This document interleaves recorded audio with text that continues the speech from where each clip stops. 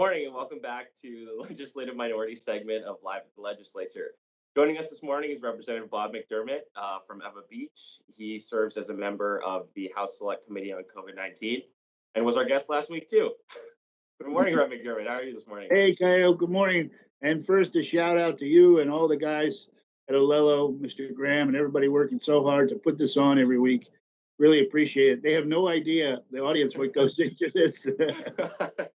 Technology's simple, but it's hard too. You know, trying to connect everything up, and for an old guy like me. Can't thank him enough. Yeah. So last week, the governor announced, along with LG, Mayor Maui, Kauai Speaker, and the Senate President, that tourism would reopen on August 1st. Did you have any reaction to that? So, I do. So here's some good things about it. The governor moves very slow and methodically. If he didn't, I gotta turn my TV off here. Live television. If he didn't move slowly, he's being in the Department of Health. There's a constituency that says we must accept the new normal as normal, meaning the virus is out there. We're just going to be dirty like Chicago, Miami, Austin. It doesn't matter. We can't do anything about it. It's a virus.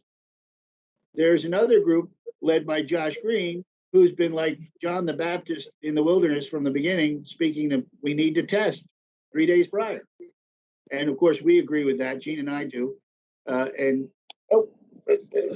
This my high-tech camera fellow. Anyway, let me get this damn thing fixed here. We agree with the testing prior. He is with this recent outbreaks and flaming in the mainland. It seems that Josh Green's thoughts have won the day. They're going to test. I don't know how rigorous or robust it will be, but there will be testing. And that, listen, people don't come to Hawaii on a whim generally. They plan a vacation. So you're going to be able to get your test set up in time with a physician or a clinic or CVS or Walgreens. They are working on that now, which is a proper role of the administration. You got to be one person to set it up. But they've really lagged, Tayo. They've been so far behind the power curve because they just set the date. And I watched that press conference, and being knee deep in this, I can tell the depth of knowledge the various participants have. And it looked like the gov brought 30 guys there just to set a date. There's no plan. Right? We go back to the plan. Gene and I did a plan 6 weeks ago. It's a framework, step by step by step. I want to read something to you from one of the members who was asked about the plan yesterday. And this is why I was so concerned on the COVID committee. Quote, "We have a 6-phase plan to reopen the state. The plan will be a phase plan that we will plan to utilize in phases. The phases will be planned and the planning will be phased. We will move quickly and slowly to open but remain closed. I've created a staff of staffers who will plan the phase and planning while phasing their phases. This is our reopening plan." What a load of word salad. That would make Representative Ward proud. I mean, on his best day, he couldn't do that. Such a load of well, it's a load of something. We already got it. I told the speaker yesterday, I said, have you ever read it? I mean, page 4, just go, we list the items. One of the things they have to worry about is the very important thing is our frontline employees, our workers, those in the unions in Waikiki or the rental car agency or the bus driver or anyone else who comes in contact with these visitors. If they are not tested, we are bringing in an abnormally high load of COVID to our state. Every day that the plane lands, we're not stagnant like Wichita, Kansas, which has a stagnant population. You got a freeway going through, but that's it. We're a visitor industry. People are coming here, and they come, and our infrastructure is not set up to sustain this damn camera. Challenging unprecedented times. What's that? Everything could go wrong this morning did, except I didn't have a fight with my wife, so I guess that's the bonus, right? Anyway, we have an opportunity to stop the COVID because we're an island. So let's do it. We have a moral obligation to drive it down to zero as best we can. And we need to do that. And it's taken the governors a while to get there, but I think he's there now, particularly with these outbreaks on the mainland that are just quite scary. They would overwhelm our ICU beds in 2 weeks if we did nothing. And they wouldn't be local people in the ICU. It'd be people from Wichita, California, Nevada, and our people can't get beds because the visitors in there. And the way it worked in Italy, where they had just in the beginning just an overflow. If you were over 65, you weren't going to get a ventilator. That was it. You weren't going to get one because younger people do better, right? And we didn't know much about the disease, so they were rationing healthcare. So they have time. They got 30 days. Give me 2 Marine lieutenant colonels and we can get it done. And that's why they need to use General Hara a lot more.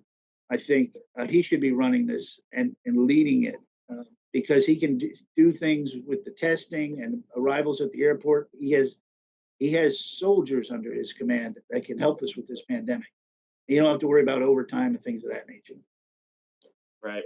I wanted to transition to the votes on Friday. So as was mentioned earlier, we passed the budget, Senate Bill 126. And another controversial one was Senate Bill 785, which was the negotiated collective bargaining agreement between the state and HGA. And so what was your position on that bill? It was roughly $150 million in pay raises, and you had a floor speech that was quite moving. I guess that's from the feedback. Apparently it was. But listen, those employees are our brothers and sisters, your mother, my wife, whatever. They earned their raise. They bargained in good faith. It was just crappy timing because we're broke and the economy's dead in the water. And how do we give a $150 million raise when we have a $3.2 billion projected deficit? It just doesn't make sense. The only thing you're going to do is increase the speed of which people will be laid off.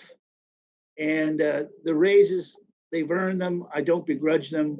If we could have deferred it down the road a little bit, but it was a mess. And how can you give a raise when you come in from Eva Beach and you look to your right at the stadium and you see 2,000 cars lined up to get food? And these aren't junk cars, by the way. These are people who are like us on the, paycheck to paycheck. We're there. We're 2-3 checks away from not being able to pay your mortgage or whatever. These are the people. These are our neighbors. And so people ask me, what are you concerned about? What's the number one priority for your district? You get these candidate forms, and it used to be school construction. Got to buff up and undergird our schools.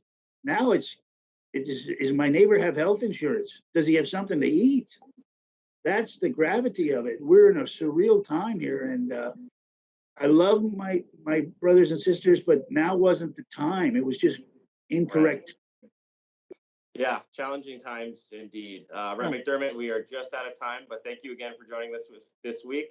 Everyone at Olelo, thank you for setting this up, and to the viewers at home, we will see you next week. Aloha. Thanks, Kyle. Thanks, Olelo, guys.